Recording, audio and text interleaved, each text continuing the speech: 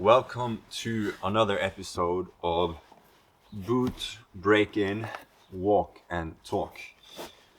I will just put on my boots here and we're gonna get walking. So today I am wearing another pair of my gym green. These are the 719 boots. These were originally a collaboration with Carl Murawski. I guess it still is a collaboration with him. He helped develop them. But yeah, the original model had a more narrow toe box. I got these in the STC Lost, which they recently launched when they dropped some new colors earlier this fall. So I had to walk the kids to kindergarten this morning. It's not extremely far, but I usually drive them. But my wife was away for the night and she had the car. Anyways, it was a nice walk. It's quite mild out today. I was gonna say warm, but it's warmer than it was a couple of days ago. It was extremely cold. But yeah, so I was thinking as I was walking home that it would be a nice day for a boot break-in walk-and-talk. So I came home and I made some coffee, had a cup at home. I prepared my breakfast, some porridge, and yeah, packed my bag, and here we are. So yeah, let's walk and talk. So I don't think I'm gonna be walking too far today. I already got a few thousand steps in earlier this morning, and these boots actually still need quite a bit of breaking in. I've worn them a lot, but as I mentioned in a earlier episode, I don't walk a lot. I wear my boots, but you know, I'm running some errands, taking the kids to kindergarten, so on. But I don't do a ton of walking. So I feel it in my heels after walking this morning. So yeah, slowly but surely we will get there. So yeah, first topic I wanted to talk about today is it's actually a brand that I had never heard about before. So I was just doing some research, looking for some interesting topics to talk about, and I found this brand called Land's End. It's an American brand, and they started in the 60s, but and they were, I think it was mail order sailing supplies, something like that. And over the years, decades, they started making clothing, outerwear. So yeah, and here we are today. Apparently they're focusing more on the European market, which is interesting. But yeah, I'll show you their website here. Like at first glance, I mean, it's not pulling me in. I'm not like, oh wow, this I'm gonna, take a closer look, or this is something I want to try. But this collaboration they've done, it's quite nice. So they did a collaboration with Harris Tweed, and for those that don't know, Harris Tweed is wool, and it's pure wool. And Harris Tweed, it's the title is protected by law, I guess, and it has to be made in these specific islands in Scotland. I was gonna say Ireland, but Scotland, I'm sure. If I got it wrong now, I will put it here, and sorry to the Irish and Scottish people for the confusion, but I believe it's Scotland. But yeah, so they did a collaboration with Harris Tweed, which is really cool actually, because personally I love Harris Tweed. It's amazing, and I love waxed canvas. You see I'm wearing a waxed canvas jacket right now. It's Filson, by the way. But yeah, also when I was growing up, when I was younger, I always admired that British countryside aesthetic, you know, with the flat caps and, you know, the tweed and tweed like blazers, and yeah, just I think it's a cool look. So I was always thinking that when I grow up I would like to wear something like that, but I still haven't reached that phase in my life, I guess you could say. So yeah, but definitely if I ever start wearing more like suits or even blazers, I definitely want to get something in Harris Tweed. Anyways, back to the collaboration. So Land's End and Harris Tweed. So they dropped a 16-piece capsule. They're really nice. But it's for men and women. I didn't count, but I would guess around 8 for men, 8 for women. There could have been a few more pieces, I think. That would have been nice.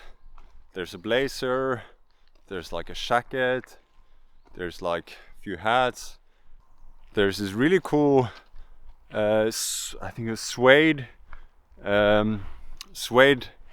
moccasin Harris Tweed slippers. If I had a cabin in the woods, I would definitely get those. I could wear them there, but I don't really wear a lot of slippers at home. I think it's a cool collaboration, and I found it funny that I guess also, like I said, it's an American brand, Land's End, but apparently they're focusing more on the European market. So is Harry Tweed not a thing in the US? I think I have quite a few American viewers on here, so please tell me in the comments, do you like Harris Tweed, or is it too British? Maybe, I don't know. So yeah, okay, I'm just walking through the woods now. I will put you down for a bit. I'm gonna go down to these boat docks. I'll sit there and have some coffee, and we can talk about the next topic. Okay, so I've arrived. Now I just need to go find a nice little quiet corner to sit down. To be honest, it's pretty quiet here always. There's not a lot of people around, but yeah. Actually started raining a little bit, just a little bit so far. Let's hope it stays that way.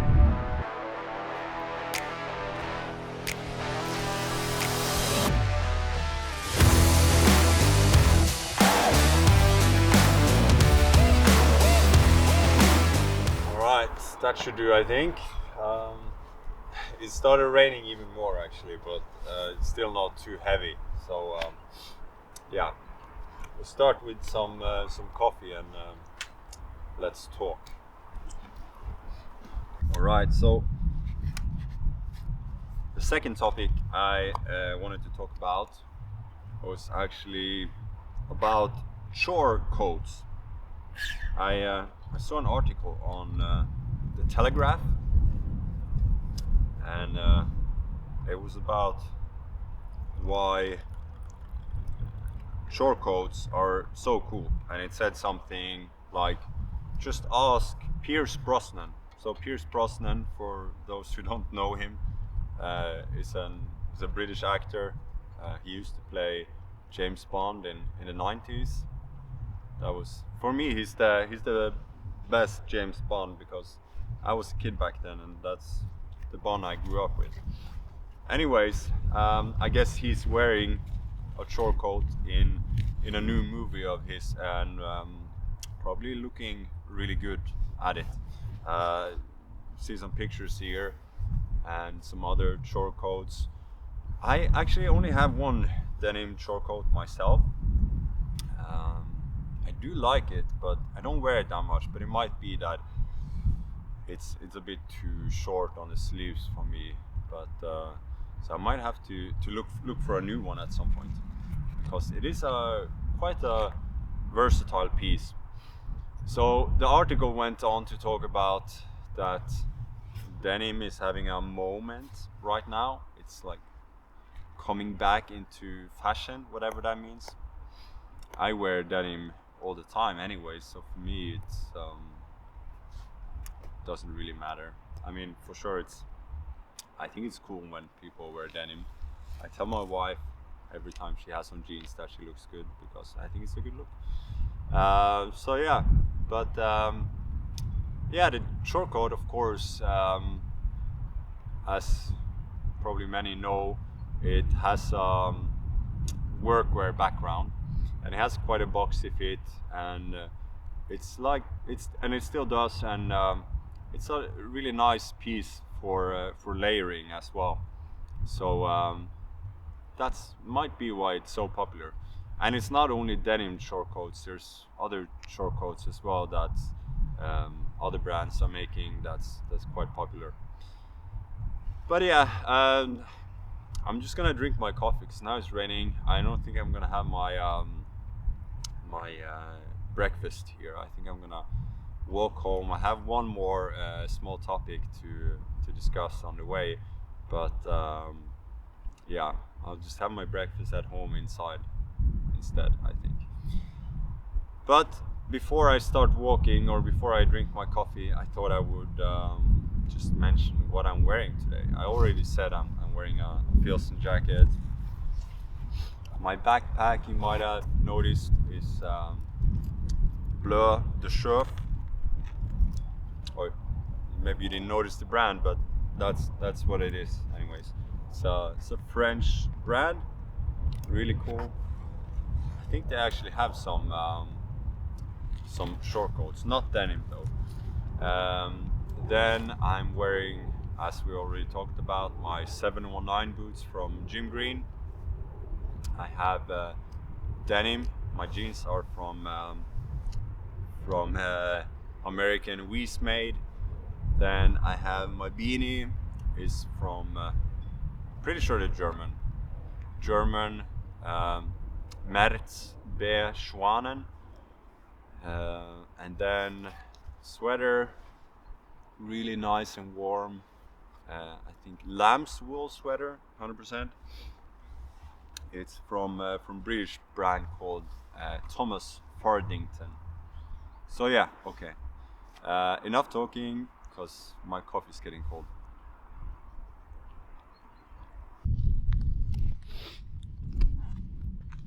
Okay, so I'm on my way home. Got a bit cold actually, to be honest. Even though I was saying before that it's so warm and mild. But yeah, really quick first. I forgot to mention my gloves. These are a pair of leather gloves from a local Finnish leather glove brand. That's what they mainly make, and they're called Sauso. But yeah,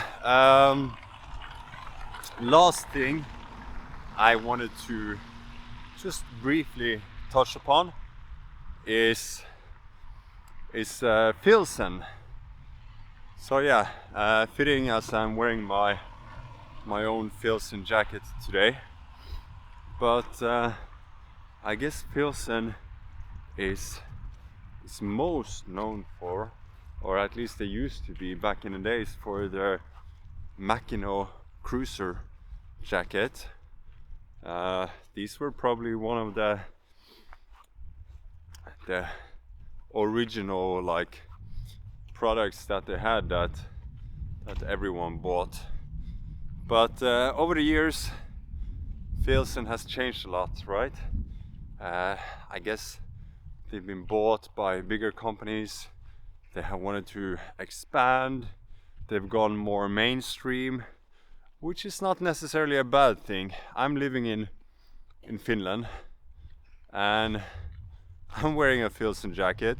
It used to be a small American brand, and if it still was a small American brand, probably I wouldn't know what Filson was even. And it was mainly for workers, you know. And those Mackinaw Cruisers are really nice and warm jackets if you're working outside all day. But yeah, so the Mackinaw Cruiser, they are actually remaking the original jacket. So they're still making the Mackinaw Cruiser, but of course the design has changed over the years. So I'm a bit curious to why they're doing this, but I'll try to find a picture of one of the original models and a newer model here, so you can see them side by side. But I guess the original ones are more boxy fit. That's one thing, and actually heavier wool as well. For me that sounds nice, right? But yeah, it's a bit interesting. But I was mentioning Carl Murawski before us. I was talking about my 719 boots, and he's a guy, well, I follow of course here on YouTube, but he's a guy that has been talking a lot about Filson over the last few years, and kind of about the fall of Filson, one of the old big greats, and now they're more of a sellout in a sense. And I get what he's saying, because the prices have like skyrocketed. It's pretty insane. And I saw that this new Mackinaw Cruiser, the new old one they're making, is retailing, or will be retailing, at $679, I believe. So I mean, you have to be a really big Filson fan and have quite a thick wallet to actually get one of these, especially if you already have one from before. I don't know if it's more of a collection piece then, or if people are just getting their first Mackinaw Cruiser and like the fit more. I think that's one thing why they might be doing it, because kind of vintage is like kind of trending now, I'd say, and people are shopping more secondhand, but also the cut of everything it's coming back a bit of the old, so that might be it, that they're trying to jump on that trend with a new old version of the Mackinaw Cruiser. So yeah, I'm curious to see how the response will be on that as well. Which one do you like more? Do you like the newer version or the old one? Yeah, I'm undecided, but I think it's a great jacket anyways. Don't own one, but maybe one day, let's see. Alright, now I'm gonna head home and have my breakfast. Nice chatting once again, if you're still here. Thanks for watching and see you in the next one. Peace out.